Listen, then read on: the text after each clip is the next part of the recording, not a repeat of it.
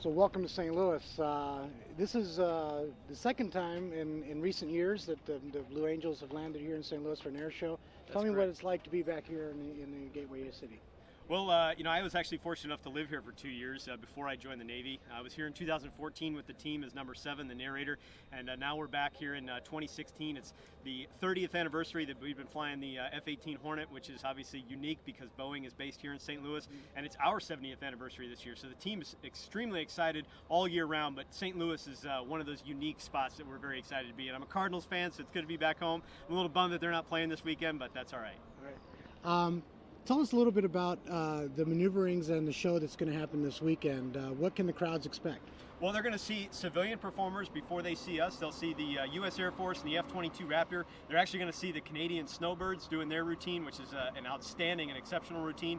And then when we take the stage, you're going to see Fat Albert, our C-130 transport aircraft, and 6 F-18s fly each of those airplanes to the maximum of their capabilities. You're going to see flying as close as 18 inches apart and at airspeeds just under the speed of sound up to about 715 miles per hour, as low as 50 feet, going to high as 15,000 feet. So we're going to put this F-18 through its paces through the course of 45 minutes and give you the absolute best show that we possibly can.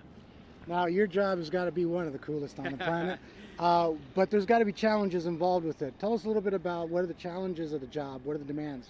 Well, the job is extremely exciting. Only the folks that are here typically do 2 to 3 years on the team, and that's good because turnover is a positive thing. It gets new, fresh life into the energy of the demonstration and the team as well.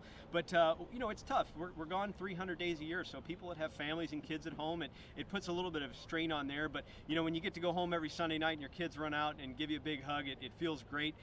So aside from that, for 2 years, it's the most unique and exciting job you could probably do in the world, and so we give it all of our heart for 2 to 3 years, and then we pass the buck on to somebody else and let them take the torch on. Now, you guys perform some very high maneuvers and stuff for acrobatic purposes, for demonstration and showing what the capabilities of the aircraft and the pilot are.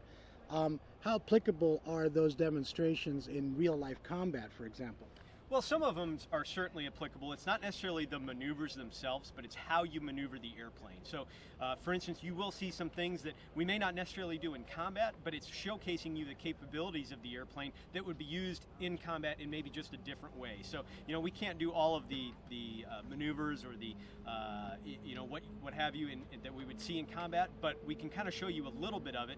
And the reason is, if you saw actual combat maneuvers or actual, weapons delivery profiles, etc., it's probably not going to look that exciting from the crowd. So we kind of take a little bit of that and then put it right in front of the crowd so you can see exactly what it is that the airplane's capable of right in front of your face for all of the 45 minutes of the demonstration. This month, there's a lot of graduates going to hit the job market, getting out of high school, getting out of college. What would you tell them, those that are considering the Navy as a career and obviously piloting?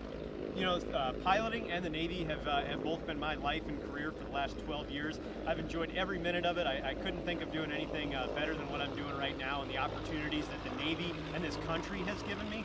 I would just say that, if you work hard, you put the team before yourself, and you enjoy what you do, you're never going to get into a bad path.